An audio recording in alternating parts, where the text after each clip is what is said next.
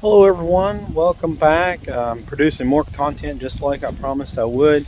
I just got over a month and a half long sickness, but I'm feeling a lot better now. So in this video, I wanted to talk about two pro-abortion arguments specifically that I think really point out the inconsistencies that there are in this movement or in this ideology.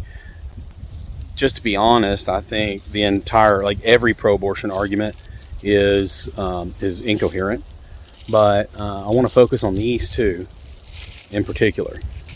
A lot of this stuff really stirred up right now. You got the Texas abortion bill going before the Supreme Court. I thought this is an excellent time to talk about this and to kind of tackle this idea.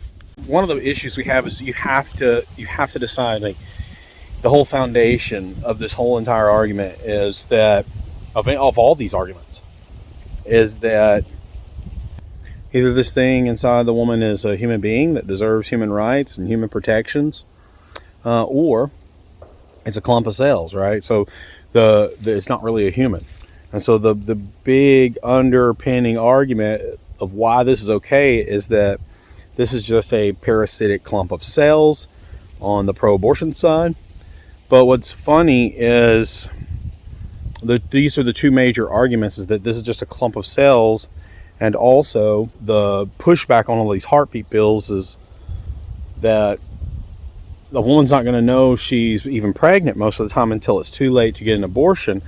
But here's the thing, if you're going to make the argument that this thing is a clump of cells, you really have that, you're self-limiting yourself to that small of a window on your own. So you're not gonna wait several weeks, in a month or 2 months, and then this thing is still what I would call a clump of cells. Okay, so I'm arguing that genetically it's a human being from the second the zygote is formed, but from their point of view that's not true. So I'm saying it's a genetically distinct human being right at the moment of conception, and therefore it deserves human rights. But if you're going to throw science and genetics and everything out the window, then and say this is just a clump of cells, you have to look at the chart. Look at the charts, what a baby looks like at each stage of development, and you'll see that it's it becomes a baby in pretty short order. So this idea that it's just a clump of cells, but you have to have plenty of time left to abort this baby because you won't know soon enough if these heartbeat bills are instated. To me, those things fly in the face of each other. So it's abortion's okay because it's a clump of cells, but we have to give it long enough to not be a clump of cells, or else there won't be time to have these abortions. So I just want to kind of point out the inconsistencies of that argument, and we'll tear apart some more. I'd love to just do a whole series. I've already done some before.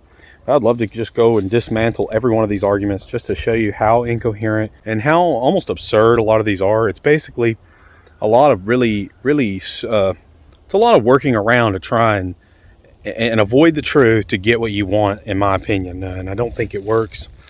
So I just want to illustrate that really quick. Just a few weeks ago, I was still trying to get over my sickness, but now I feel like I'm finally getting there. My energy's not up 100%, but I'm probably somewhere shooting around 75% right now. And so I'm going to produce a lot more content, start looking at a lot more ideas. And thank you all for viewing, and I'll see you next time. If you enjoyed this video, please consider liking and subscribing. Thank you.